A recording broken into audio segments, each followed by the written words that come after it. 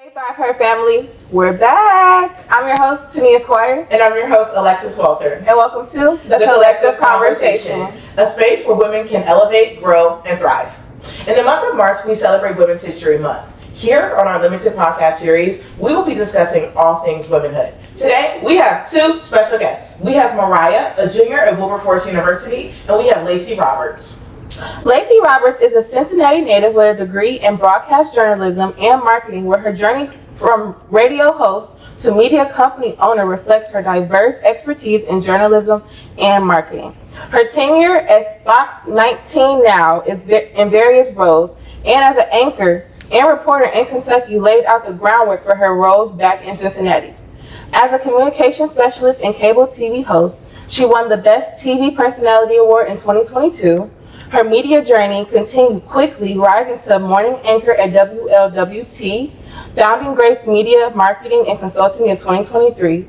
She has since aided numerous business in achieving more than $4 million in financial funding and promotional success through storytelling and brand marketing campaigns. In 2024, she was named Community Journalism Director for Signal Cincinnati. This role allows her to continue leveraging her skills in storytelling and community engagement while making a meaningful impact. Welcome our two guests. Okay, so before we get into our first game, how are you guys feeling today? I'm feeling great. I'm good. Good. Yeah, Okay. So glad you guys are here. Thank you for being here. Thanks for having us. Yes, absolutely. Well, we're going to get started with the game. We're going to be playing debunking myths, okay? So I've got a few questions for you, and I want you to tell me fact or fiction, okay? Okay. Or myth or fact, however you want to put it. Leadership qualities are naturally masculine traits, myth or fact, and why? Fiction. Yeah, that's a myth. Myth. Definitely. That's not just a male trait. Women definitely have that kind of sense of leadership and what it's an instinct, that we have. Yeah. You said it, not me, girl. But you're right. It's a natural instinct that we just have as women. I agree. All right. Women weren't really involved in major civil rights movements. They mostly supported from the sidelines, myth or fact. Tell me why. Myth. Yeah. I say myth because I know as a political science major, I learned about a lot of black women that have done a lot for us to make it where we can do what we do now. Yep. That's exactly right. And then we forget about those civil rights leaders, Rosa Parks. That's one big example, but there's many more. Yeah, absolutely. Right. So, and our last one is, women have always been a part of major civil rights movements. Rights and movements. Myth or fact? Who comes to mind? Fact. Right. Ruby Bridges. Yes. There you go. Absolutely. Yes. Absolutely. All right. Awesome. Well, let's go ahead and get started. All right, you want me to go first? Yes, please. Okay, so Lacey, this question is for you. Okay. You seem so sure of yourself and your passion. Did you ever feel unsure of which direction you would go? Sorry, let me read that. You seem so sure of yourself and your passion. Did you ever feel unsure of which direction you should have gone in your early 20s? For sure. Definitely. I think the looking like you have it all together is, I think, a part of figuring it out. And I know some people say, fake it till you make it, but I don't think it's faking it. I think it's you putting yourself in the position or acting upon where you want to go, whether you know what direction that is or not. And I think in your 20s, you have everything laid out. It's going to happen when I'm 25, right before I'm 30. But you forget those 4 years of college shakes everything up for you. Yeah. And I really didn't know. So I think after college is where I really started to think about the direction that I wanted to go. And what I would say to that is, it is okay to switch it up. It is okay to pivot. In fact, I say pivot more often, even if things are going the right way. Add something else just to see how that can work. And that's good, because I think that's like where I'm at right now. Like I'm in this area of like, my pastor asked us last Sunday, like, what are we looking for? Like what's our next? And I told him, like, I don't know. Like I'm in the phase of like, I don't know, and I'm scared to pivot. So you saying that, like, I'm about to be 25 and I'm like, am I doing what I'm supposed to be doing at the age of 25? So Yeah, for sure. What type of advice would you give to college students currently trying to figure it out? I think so many of us, oftentimes, we know we're supposed to go to college, and so we pick whatever sounds good when you're 18, 19, which is crazy. But then we're in it, and then we stick with it. For me, I studied business when I was in school. to be totally honest, when I was 18, I couldn't tell you why. I just knew I was studying business, sounded good. But I went on to love business. But what advice would you have for someone who isn't really sure what direction they're going in and they're kind of just going through the motions? I would say this. I know when we're all picking majors and things that we're going to do, we're all looking at that dollar amount number. Okay, I want to make this much money. I want to have this lifestyle. So what can I do to get there? And I think you have to flip that model.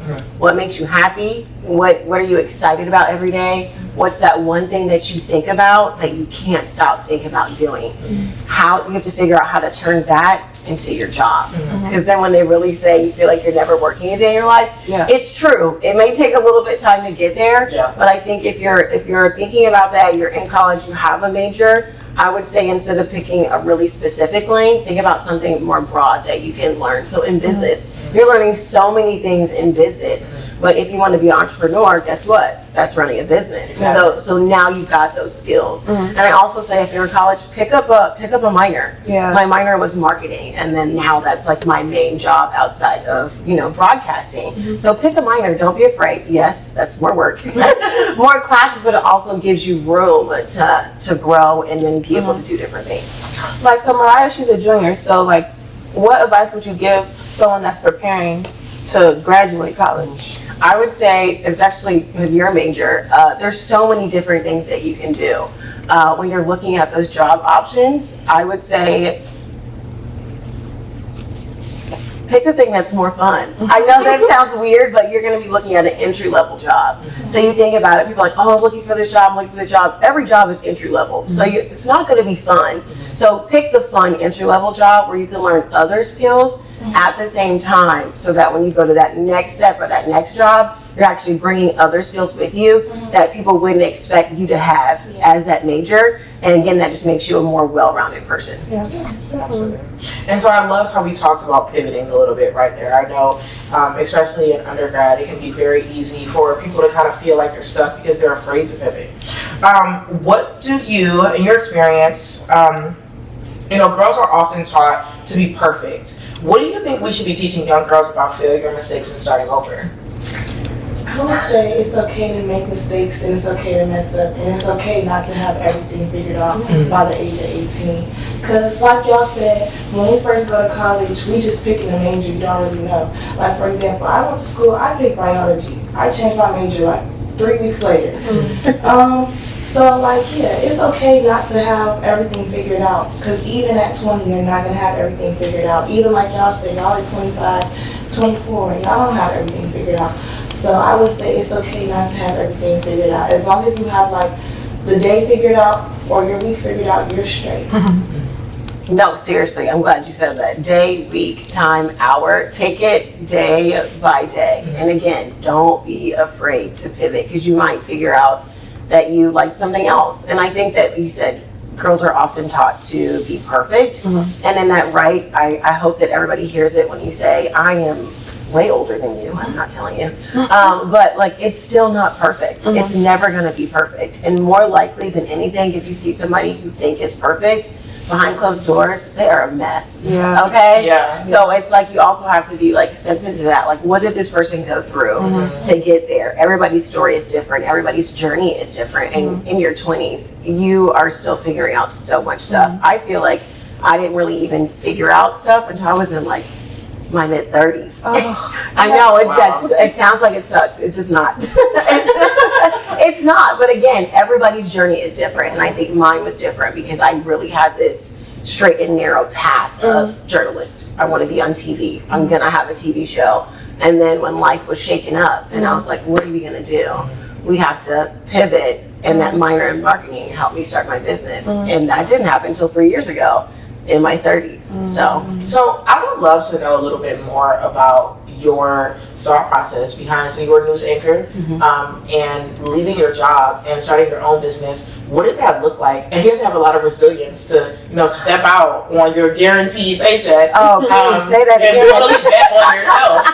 Say that again. The guaranteed paycheck. I had no clue what I was doing, and I know a huge part of that was me being obedient to God and being like, okay, I got you the job you wanted. Are you satisfied? Are you happy? And I was like, ooh, actually, not really.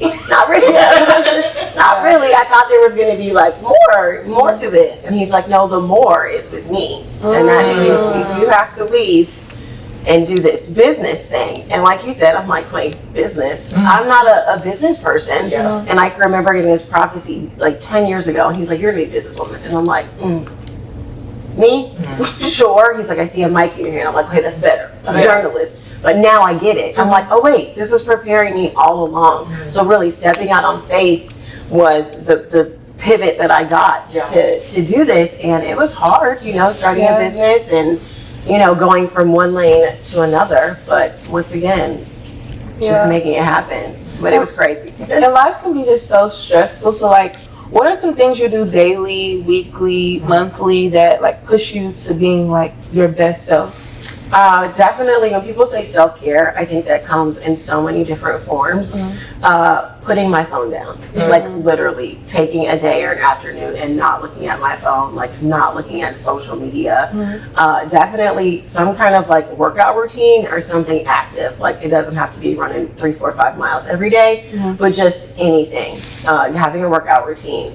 Having time with your friends. Your group, your tribe, and someone's like, I don't have a tribe. It's okay. Your tribe can be one person that you can talk to and meet on a daily basis, because sometimes you just need to relax and stop talking about work and all the other stuff. So working out, definitely staying off social media sometimes, get you a strong group of friends, and definitely like spend some time praying. Like I know in my early 20s, you know, God has always been a part of my life, but I didn't really have like that true personal relationship with him. And once you really do that, you really don't feel lost anymore. You really just kind of feel like you're just kind of going through the motions, but you know someone's like, you know, someone holding your coat, like leading you along the way, so it doesn't feel as crazy. So I think that's really number one. Okay, so what tools do you have that increase your confidence when starting Grace Media? What tools did I have that increased I think it was just the fact that being a newsmaker and a journalist, people trusted me. So I had like the trust behind my name. So me starting something new, people were like, oh, well, we trusted you with this. We can trust you with this product that you're giving us, or how you're going to help our business grow. So I think knowing that you have the skills to do what you're doing, the first part, you have to know that you are talented, you are confident. There may be a million other people doing the exact thing that you're doing, but they can only do it like you. They're only going to think about the process like you are, and that sets you apart. So you have to understand that you're special. You've got something different to offer. And also, once again, prayer works. You gotta pray, because if you get an idea, the clients will come. God doesn't just give you an idea and leave you empty-handed. So it's like those people are out there. And then networking is huge. Putting yourself back out there. And once again, I thought I had to be perfect before I unwrapped Grace Media. And I'm like, if you wait to be perfect, we're going, like you said, that paycheck is not coming, and mom and dad are not letting you move back home. So they were like, you better hop to it, baby. So networking, definitely networking, getting yourself out there. And also I feel like sometimes you have to connect with someone who's also doing what you're doing. It's not like you're copying them, but find yourself a mentor or someone that's doing what you're doing and be like, hey, how is this space for you? How did you navigate that? So don't be afraid to talk to somebody else who's doing what you're doing. And I feel like so many of the points that you just touched on, they all kind of lead back to your brand. You know, your brand is so important and it's instrumental to the success of your career. And I just would love to talk a little bit more about what your thoughts behind that are. You're right. You are your brand, and you have to carry yourself that way wherever you go. Once you start a business, people don't see Lacey anymore. They just see Grace Media. So everywhere you go, you're like, I'm just a person today, I swear. Like, I'm not working. They're like, oh my gosh, are you doing this event? Are you emceeing this thing? And I used to get mad, like, no. And I'm like, why am I mad? That's what I want you to book me for. So that's who I am. So it's like, you have to carry that with you, but it also is very heavy, because sometimes you're just having a bad day. Sometimes you're just like, you want to go off, and you can't do that because people see you in this certain light. But also I say that in the fact, people need to start giving more grace Yes. for that, No pun because intended. I was waiting for somebody to catch that. But honestly, that's really also why I named my company Grace Media, because I felt like you have to give people grace. If you're a new business owner, if you're an entrepreneur, if you're in college, if you do a podcast, everybody's got an opinion about something, right? Yeah. So you have to give yourself grace to take all that on, because if you don't, you will just have so many things running through your head and you'll just get so frustrated. So that's literally, people are like, oh, hi, Grace. I'm like, that's not my name. But it's like, no, I did that because I'm like, hey, first of all, give me grace. Yeah. Because this is my first business. This is my first time doing this. You're my first client. Let's do this together. So give me some grace. Also slide in there. You know, help me out. But you have to give yourself grace, or else the pressures of the world are just so heavy. Especially with social media being so negative. I was just gonna say that, and I was gonna say, especially you being in the 20s, and I feel like it brings a lot of pressure on you. Like, I took a break from my Instagram for like a month because I just felt like it was just too much. Like, you go on social media, Instagram every day, you're seeing the same stuff. You get to thinking like, dang, am I behind? Like, sometimes I be feeling like that, because you go on Instagram, you'll see a girl, she got 20 racks, she got the newest Van Cleef, she got the newest Gucci, everything. But it's like, I'm just here. And your time will come. I be talking to my mom about that, and she be telling me, like, your time will come, like, you're in your waiting season right now. This is your waiting period right now. Yes. So I know my time will come, and that's why I'm so humble with staying down right now. Because when I'm really up there, it's gonna be a stop. and I don't want you to think about it, you being down. No, You're not, like, you know what I'm saying? But a lot of people say that, like, these people are like, oh, they're up. Like, you know, like Jefferson's moving on up. Like, okay, yeah, that's up, but there's levels. So, like, I don't ever want to, and I had to tell myself that. Yeah. Like, I had to get off Instagram, because I'm like, okay, like you said, your brand, your vision, people looking at you. I'm like, okay, now I gotta lose weight. Now I gotta fit this dress. Now I gotta dress. People are like, stop dressing like a news anchor. I can't help it. Those are all the clothes that And I'm like, have you seen the business clothes? They don't even fit anyway. Like, so what do you mean? And it's like that. In my old age, I'm not that old. In my 30s, like, we still feel like that now. I'm like, I don't have the DDL. I don't have the 20 racks. I don't have the mansion. Like, I don't have any of that. But I am sitting here busting my butt every day to run my business. Right. Now, I'm going to say this, and I never thought I'd feel this way. Like, even when I started to get the nice things, it still kind of felt empty. I was like, okay, who cares? Like, no one knows that you came, you know what I mean? Except for your close friends in your group know that you came up. But to a stranger, they're like, cute purse. They don't know I spent all the money on the last, you know what I'm saying? Like, I got all these contracts to give myself. They don't know that. So it's like, you also have to think about that too. Like, nobody knows. Everyone's showing their best stuff. No one is on social media showing they got a flat tire. No one's showing the negative of their life. They're always going to show the positive, because that's what they want people to see. And like, social media is not authentic no more. No one's being genuine. So it's like. And Mariah, you know, I think something that really sets you apart as a student, and over the time that I've gotten to know you more, I see, you know, you do things that elevate you in the best ways. You know, you put yourself in positions to become the best version of yourself. You set yourself up for success both in school and then even when you graduate. You know, you'll have this, you'll have this connection, this experience, and I think that's something that can really set a lot of our young people apart. Is that you know, setting yourself up for success early can take you so far later on. And you develop that village. Like, you have a village. You have people that you can call on. So it's very important. Yeah, you're doing it, girl. So, this will be a question for both of you guys. What are some personal goals you have for 2026, and how do you plan on getting there? Let's start with Lacey. Oh, see, I tried to. You want to start? Look now, we was you said personal goals and how I'm gonna set them. What you say? Yeah, something that you look forward to, like personal goals you have for 2026, and how do you plan on getting there? Personal goal for 2026. I would say I want to start being more face front in my business. I think when I first started, I was, like you said, I needed the steady paycheck first. So I was doing all the things that I could do on the back end to kind of keep me sustainable. But now that I think we found our rhythm now I want to do more fun pursuit stuff for myself. Like get back to my dream of the TV show, get back to my dream of hosting more, doing more emceeing, to really put the face to the brand again, because I think I've lost that. So that is a really big goal of mine, is to put my face back in front of my brand, and I'm going to do that by, you got to email, the cold calling, the showing up like, hey, do you need somebody to do something for free? Pains you to say that, but you're like, yeah, so that kind of stuff. Yeah. And that's how I'm going to do that. Like I said, the networking, like I told you guys, I got to refine my tribe of people. So that's really important for me this year. Because really quick, I just love to use the term we. And I just want you to talk a little bit more about how has your village surrounding your business allowed you to elevate?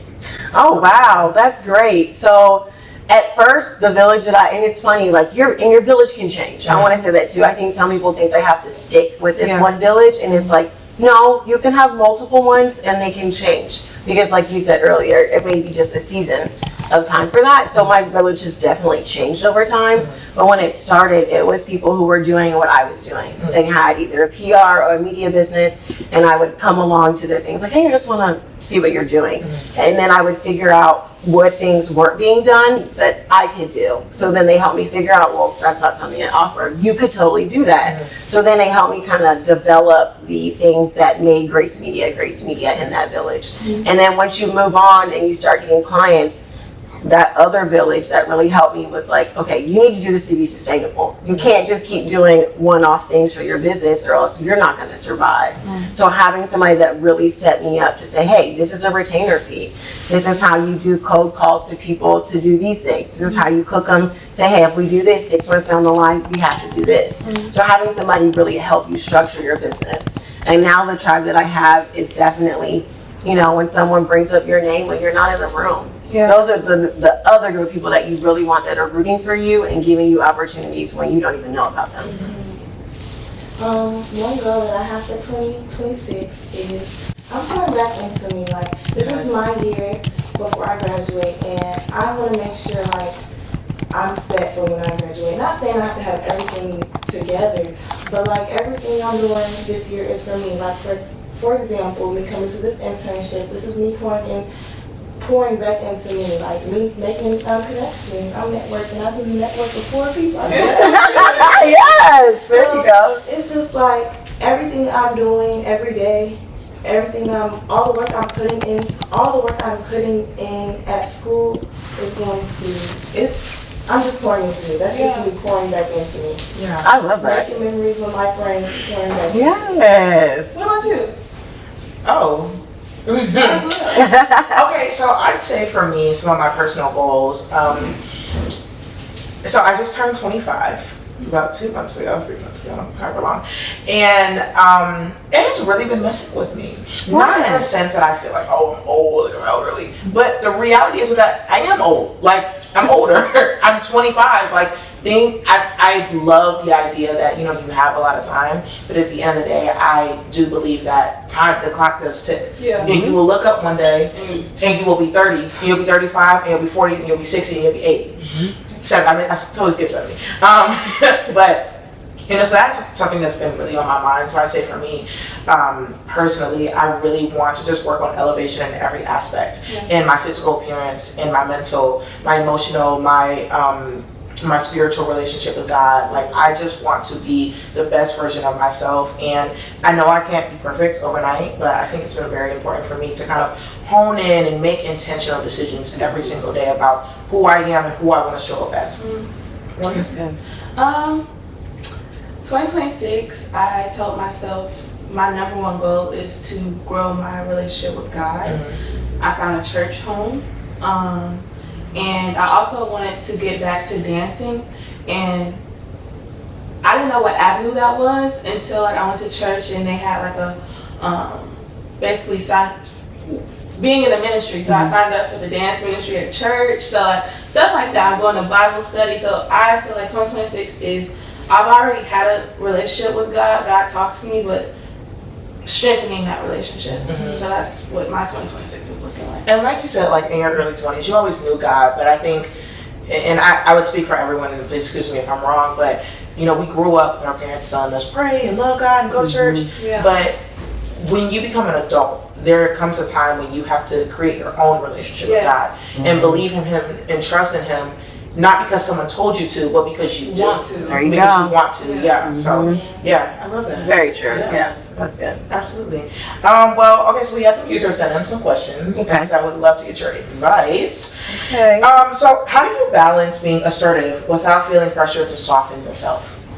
Ooh, that is so hard to do as a business owner, especially like when you're talking to friends or people that you know, because the first people you go to. Right. And then when it's time to pay you, they be like, hold on now.